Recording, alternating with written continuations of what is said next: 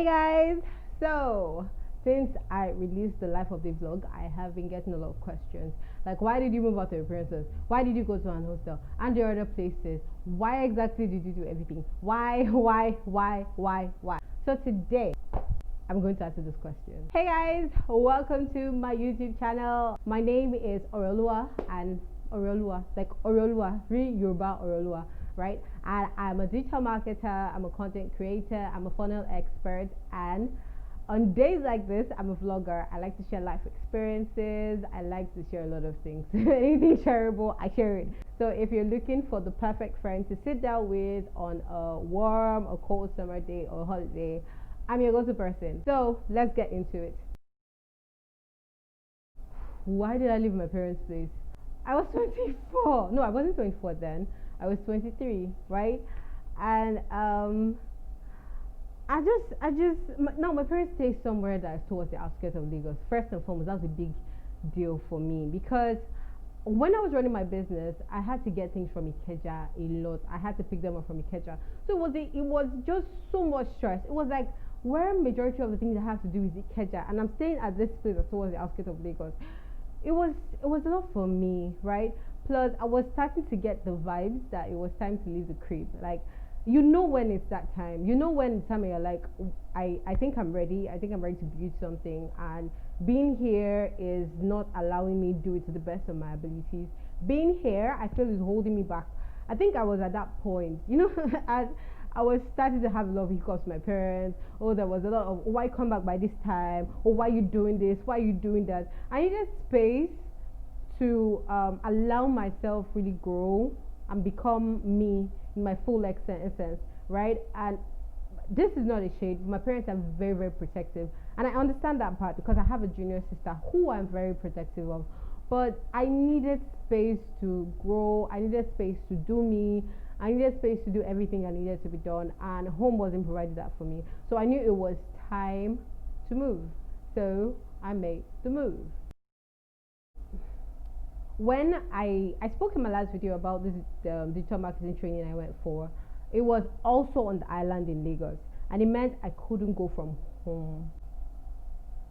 Sorry, I wasn't sure my mic was working. So it meant I couldn't go from home, which was, yay! I'm not gonna fight for this one. It was coming like super easy. I was happy. Because the truth is, my parents are still of the opinion that, oh, you shouldn't leave your house, you get married, those kind of things. Eh? Oh, don't leave your parents' house. When you marry, a man is gonna come and take you. I'm like, I can always come back to your house to marry. What? Okay, so that training took me out of the house. I had to stay at a friend's place. In fact, first my dad made me stay at my uncle's place. Now here's the thing. He stays I'm very careful about mentioning the area. But I stay somewhere that's also out the outskirts, like somewhere after K2, right? And my training is at Yaba, and I had to come every day for 8 weeks. How was that going to work? I was broke. How was it going to work? So I eventually had to move to my friend's place, and in January, because I was able to have parents' place, so in January we decided it was time for us to leave home. So that was how we made the move, and that's how we made the move and left the house. So it was quite easy for us. Then I used to go home like almost every weekend. Then I spaced it every 2 weekends. Then at a point it was like, alright, but my daily. I was like, oh, mom, we're working during the weekend. That's right. My friend had a friend who was staying in that place. How she got to know the place, so everybody that is there knew the place through a friend. So a friend who cannot afford the place and they need a place, you refer them. It's like you're doing the world a favor, right? I mean, we're taking what we can afford. We can actually afford the place. So that's how I got to know the place. It wasn't online. It wasn't through any site. It wasn't through Gigi or anything. I don't even think I would have found it through Gigi, right? I mean, I Gigi everything, but this not ad. But I Gigi everything, and I don't think I would have found it through Gigi. So let's talk life at the cage, aka hostel, aka hey God, Yoruba factor. So life at the hostel. Okay, generally there was a general kitchen. We all shared kitchens. We all shared bathroom and toilet. The hostel was structured in a way such that it was four in a room, so it was like bunk beds. Then think school hostel kind of wardrobes, yeah. But in this case, there was now one extra place, which was the parlor, which they also converted to a room. That one now had like three bunk beds, yeah. And then I think that big room had like two people that were squatting. So we're supposed to be 4 times 3, that's 12. 12 plus 6, that's like, let's see, 19. Plus like this, excuse me, so that's like two squatters. That we're talking about 21 people roughly in the house. We all shared a kitchen. There was this long kind of kitchen where you would put your store, where you could put your, and there were like cabinets, so everybody had like a locker where they could put all their things. Your food stuff would be in your wardrobe in your room. Everybody would cook in the kitchen part time. Yes, there were times when you would not be able to cook in the kitchen because it's full. There's a lot of us in the kitchen that are cooking. There's some people that are like evening gang, is evening they so cook. Some people is morning gang, they boil water, cook in the morning. Afternoons are like the best time to cook because most people have gone out and you're in the house. Fortunately for me, I had remote days at work, so afternoons were kind of like my thing, even though I spent most of the time taking conflicts. But afternoons were like superb. You know, it is superb, but like perfect for stuff like that. So when it comes to cleaning and stuff, they had employed people who were handling the cleaning. So someone cleans the kitchen. That means she would come throw out the trash. Someone come throw out the trash. She would also come and clean the kitchen. She would come like twice a week. But guys, you see that period in between? Oh my Jehovah! You see the way people used to mess up the place, and then the trash was in the kitchen. Oh my God, guys! It was like a horror movie. And then we had this gang of people who would pee on the floor in the bathroom and rinse it with just water. You know that this thing is gonna smell. It's going to like how I mean we had that, right? We had people who would legit pee on the floor. Then once in a while you had cases of, when there was no water, you had cases of people that would poo and we cover it up. Well, it wasn't like a horror house, but those days when it happened, it wasn't, guys, it wasn't the nicest thing ever. Oh God. So here's the thing. I won't say it's completely, the stories I have of the place are completely horrible. I did have good times. I did have nice times, but we also had that. And yeah, there was this thing where when water finishes, we had to call the caretaker, the person who took it, caretaker sha. We had to call that person because we didn't have access to where they pump water. He said it was once in the building, but then people spoiled it. So yeah, uncle, we call him a partner name, bro. Let me call him brother M. He has a full name. Brother M, there's no water. He'll tell you, I'm not in pumping, I'm already pumping it. It's a lie. You're not pumping it. That brother is lie. You used to lie a lot. That brother lies a lot. Don't worry, I'll just show you.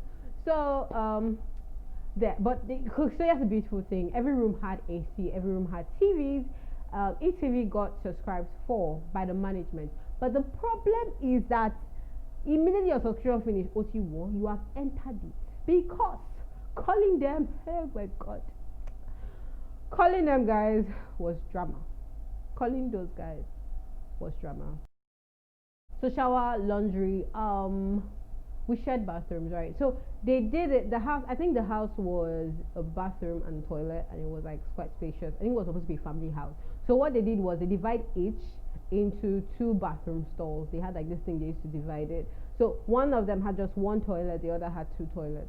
So that was how we shared it. So it was like, it wasn't like so much of a privacy thing. You couldn't really have your privacy, right? It was not a thing in that house. I mean, it was something you had to understand. There was only some person that came to rant on the WhatsApp group that, oh, she's the bathroom. People will come here and open the door.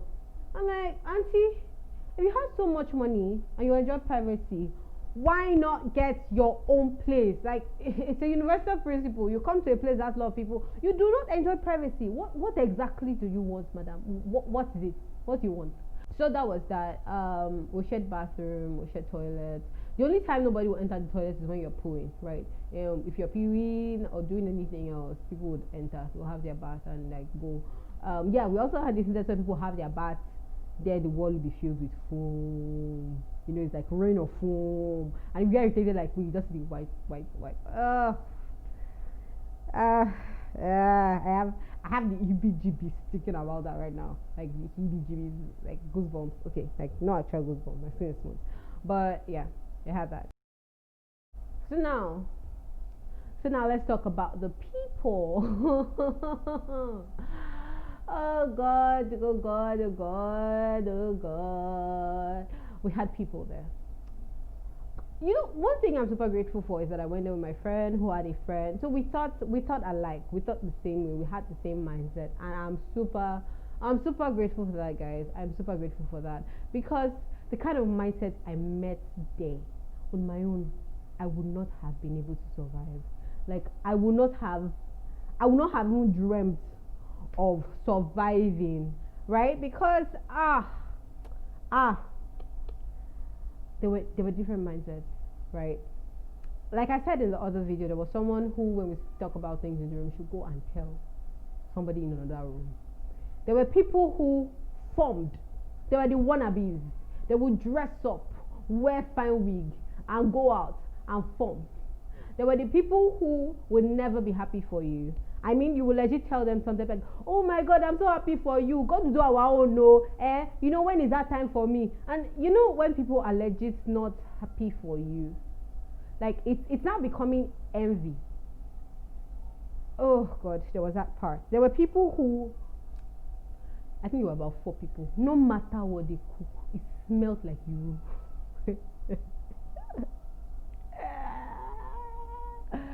God, they cook stew, it smells like you. They cook rice, it smells like you. They cook anything. Like when they were cooking, you could not. I could not stay in the kitchen. It was that bad. You cannot stay. Everything smelled like iru, and it wasn't the good iru. It was the iru that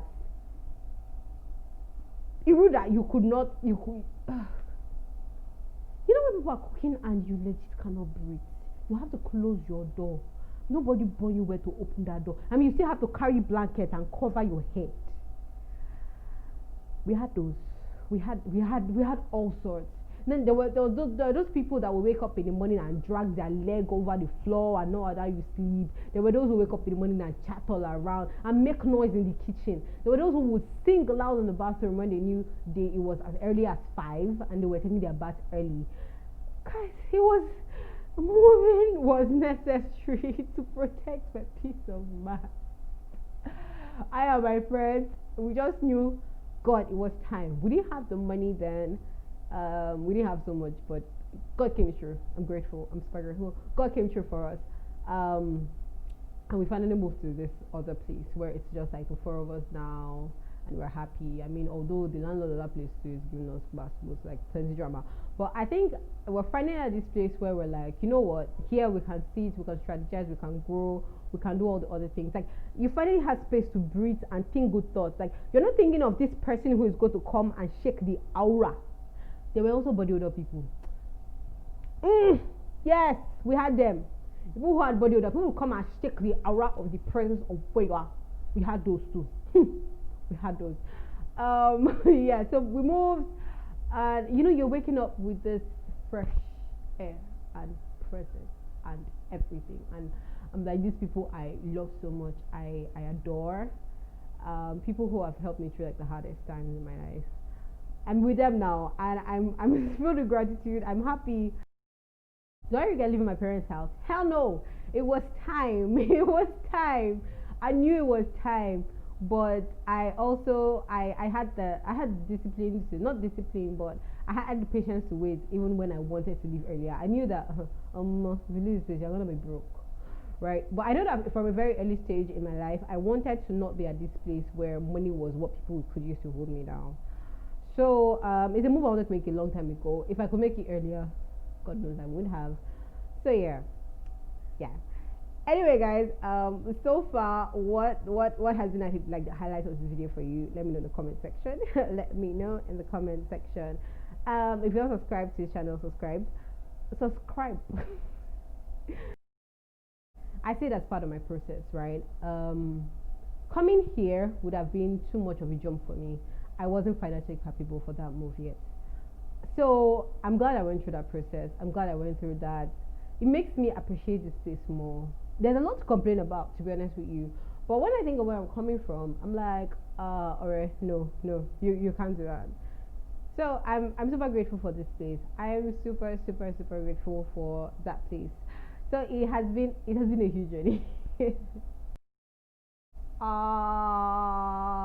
It wasn't a, oh, I'm moving out of house, where it was like a struggle of, oh, come back. It was gradual. So I think it was it wasn't to it caught them unawares, but they didn't know. It was like, is she moving? Is she not moving? Like, what happened? All they know was like pack clothes, right?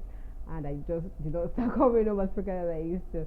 So I would say yes, I would say no. I mean, I still get people asking me, um, I still get people ask me why I'm wasting all this money on rent when it could be for something else. Huh? You want me to ask?